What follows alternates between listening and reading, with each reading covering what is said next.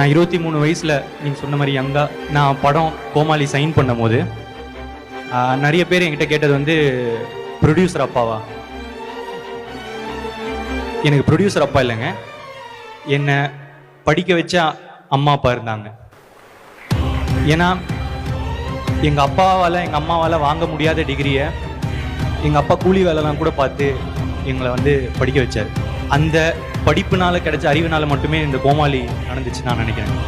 இதை தாண்டி ஏன் இது ரொம்ப இம்பார்ட்டன்ட்னா, ஃபர்ஸ்ட் டைம் ஒரு படித்த ஃபேமிலியிலேருந்து இல்லை வந்து டிகிரி எடுத்த ஃபேமிலிலேருந்து திருப்பி படிக்கிறது ஈஸிங்க. ஆனால் மொதல் தடவை படிக்க வைக்கிறதுன்றது, டிகிரி எடுக்க வைக்கிறதுன்றது ரொம்ப கஷ்டம். என்ன மாதிரி பசங்க தான் நிறைய மெஜாரிட்டி. அவங்களுக்கு மட்டும் உன்னே ஒன்று சொல்லிக்கிறேன், தம்பி மொதல் ஸ்டெப்பு தான் கஷ்டம், மற்றதெல்லாம் கொஞ்சம் ஈஸியாக தான் இருக்குது.